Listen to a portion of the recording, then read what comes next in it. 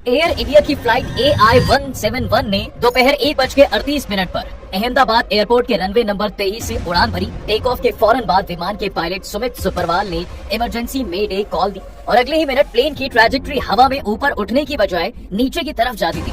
दोपहर 1:40 पर यह प्लेन एयरपोर्ट से सटे रेजिडेंशियल इलाके में गिर गया और आसमान धुएं में तब्दील हो गया। विमान में कुल 242 लोग सवार थे। इनमें से एक शख्स को छोड़कर सभी 241 लोगों की मौत हो गई। रमेश इसके बच गए कि वो 11A सीट पर बैठे थे। प्लेन जैसे ही क्रैश हुआ उनकी तरफ का दरवाजा टूटकर अलग हो गया, तभी वो अपनी सीट बेल्ट खोलकर बाहर भाग गए। ये कोई मामूली विमान नहीं था, ये था बोइंग 787 ड्रीम लाइनर, दुनिया के सबसे मॉडर्न और सेफ माने जाने वाले एयरक्राफ्ट में से एक। फिर ऐसा क्या हुआ साहब कि टेक ऑफ करते ही ये प्लेन क्रैश हो गया? चलिए एकदम शुरू से शुरू करते हैं। पायलट ने मेडे क्यों बोला? तो मेडे का मतलब होता है मैं मुसीबत में हूँ, तुरंत मदद चाहिए। ये इंटरनेशनल डिस्ट्रेस सिग्नल है जिसे रेडियो पर 3 बार बोला जाता है, मेडे मेडे मेडे।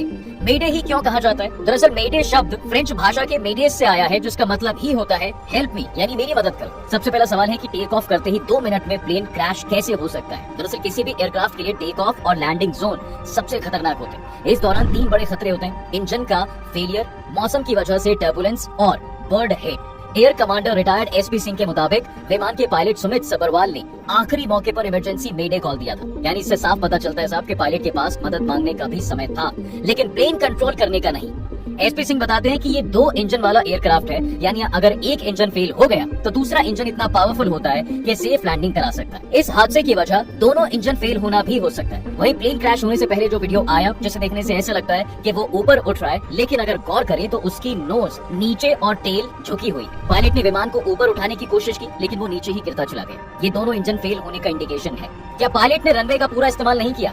देखिए, ड्रीम लाइनर जैसे भारी प्लेन को एरोडायनेमिक्स के हिसाब से सही टेक ऑफ के लिए लंबा रनवे चाहिए होता है। एविएशन एक्सपर्ट अनंत सेठी के मुताबिक ये एक ह्यूमन एरर भी हो सकता है, क्योंकि जहाज को एक फॉरवर्ड स्पीड चाहिए होती है। इसके लिए उसे रनवे पर दौड़ना पड़ता है। हो सकता है कि पूरे रनवे का इस्तेमाल ना किया गया हो, जिससे जहाज को जरूरी फॉरवर्ड स्पीड नहीं मिली और वो टेक ऑफ नहीं कर पाया। हालांकि फ्लाइट ट्रैक करने वाली वेबसाइट फ्लाइट रडार 24 के मुताबिक विमान ने रनवे 23 से टेक ऑफ किया, जो 11,499 फीट लंबा है। फ्लाइट पहले बैक ट्रैक होकर रनवे से शुरुआती पॉइंट पर गई और फिर पूरे रनवे का इस्तेमाल किया, इसलिए ये संभावना कम हो जाती है। डेटा दिखा रहा है कि विमान ने 625 फीट की ऊंचाई हासिल कर ली थी, जो टेक ऑफ के लिए काफी है। तो सवाल ये भी है कि क्या गर्मी से फ्यूल डेंसिटी कम हो गई और इंजन को पावर नहीं मिली? यानी जब विमान ने टेक ऑफ किया तो अहमदाबाद का तापमान करीब 43 डिग्री सेल्सियस था। प्लेन का इंजन फ्यूल और हवा की कॉम्प्लेक्स से चलता है। इसमें 1 किलो फ्यूल और 4 किलो हवा होती है। गर्मियों में ये रेशियो बिगड़ जाता है, क्योंकि हवा की डेंसिटी कम हो जाती है और वो फैलने लगती है। इसलिए फ्यूल इंजन को जरूरी पावर सप्लाई नहीं कर पाता। मान लीजिए साहब किसी दिन 30 डिग्री टेम्परेचर है और फ्यूल से इंजन को 100 यूनिट एनर्जी मिल रही है। अगर अहमदाबाद में 43 डिग्री टेम्परेचर है तो इंजन को 60 यूनिट ही एनर्जी मिलेगी। पॉलिटिकल पायलट नाम के एक्स यूजर फ्लाइट के टेक ऑफ का एक स्क्रीनशॉट शेयर करते हुए लिखते हैं, मुझे यकीन है कि पायलट्स ने फ्लैप्स को 0 पर सेट किया था। फ्लैप्स को 5 या 15 डिग्री पर सेट करना चाहिए था। हवा के टेम्परेचर और पूरी तरह भरे फ्यूल के साथ इससे प्लेन 100% ऊंचाई नहीं ले पाता। भारतीय वायुसेना के ग्रुप कैप्टन अपना नाम नहीं बताते हुए ये कहते हैं कि जो वीडियो मैंने देखा है उससे यही लगता है कि पायलट्स के पास रिकवर करने का कोई रास्ता नहीं था। अब ये एयर ऑफ जजमेंट था या फिर कोई फेलियर या कुछ और, ये तभी पता चलेगा जब कॉकपिट वॉइस रिकॉर्डर और ब्लैक बॉक्स से निकलेगा। ब्लैक बॉक्स क्या है और क्रैश की जांच में कितना इंपॉर्टेंट है? देखिए, किसी भी प्लेन हादसे की जांच में सबसे इंपॉर्टेंट रोल ब्लैक बॉक्स का ही होता है। इसे ऐसे डिजाइन किया जाता है कि बहुत खतरनाक क्रैश होने के बावजूद कोई नुकसान ना हो और ये सेफ रहे। ब्लैक बॉक्स के बिना आप ठीक पता लगा ही नहीं सकते हो कि हादसा क्यों हुआ।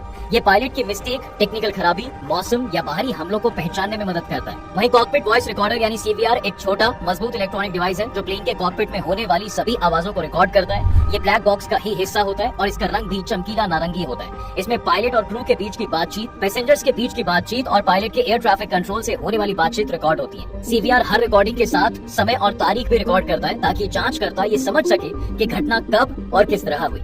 आमतौर पर साहब कॉकपिट वॉइस रिकॉर्डर को विमान के सबसे पिछले हिस्से में फिट किया जाता है, क्योंकि माना जाता है कि ये हिस्सा सबसे आखिरी में हादसे का शिकार होता है। CVR से पता चलता है कि क्रैश से पहले पायलट क्या बात कर रहे थे, क्या डिसीजन ले रहे थे और विमान में क्या समस्याएं थी। अगर पायलटों ने गलती की, जैसे गलत बटन दबाना या ATC के ऑर्डर का पालन न करना, तो CVR इसे रिकॉर्ड करता है। ब्लैक बॉक्स और कॉकपिट वॉइस रिकॉर्डर का डेटा एनालाइज करने में कितना वक्त लगाता है? जवाब है, विमान क्रैश की जांच में कई चीजें एनालाइज की जाती हैं। आमतौर पर ब्लैक बॉक्स और कॉकपिट वॉइस रिकॉर्डर से निकलने वाले डेटा को 10 से 15 दिन में एनालाइज किया जाता है। इस बीच हादसे से ठीक पहले एयर ट्रैफिक कंट्रोलर यानी एटीसी से पायलटों की बातचीत को एनालाइज करते हैं। इन्वेस्टिगेशन ऑफिसर्स को ये समझने में भी मदद करता है कि क्या पायलट्स को पता था कि विमान हादसे की ओर बढ़ रहा है। ये भी समझ आता है कि विमान को काबू करने में उन्हें क्या दिक्कतें हुई। वैसे एयर इंडिया का जो ड्रीम लाइनर क्रैश हुआ, ये प्लेन काफी सेफ माना जाता रहा है, लेकिन पिछले कुछ सालों में इसका रिकॉर्ड खराब भी रहा है। इस प्लेन की सिक्योरिटी पर कई बार सवाल भी उठ चुके हैं। 2013 में जापान में इसी मॉडल की 2 फ्लाइट्स में बैटरी में आग लगी थी। इस पर 3 महीने के लिए पूरी तरह बैन भी लगा था।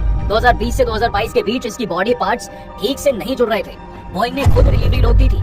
2024 में इंजीनियर सैम सोल्हे ने बोला ये प्लेन हवा में टूट सकता है। बोइंग ने पहले माना, बाद में पलट गया। एक और इंजीनियर जॉन बार्नेट, इन्होंने बोला कि कंपनी प्रॉफिट के चक्कर में सेफ्टी को नजरअंदाज कर रही है। कुछ ही हफ्तों के बाद उनकी लाश मिली सस्पिशियस हालत में। और फिर आते हैं टेक्निकल फेलियर पर। Engine fail, oil leak, fuel leakage, इतना कि 2024 में जापान में रनवे पर रोकना पड़ा।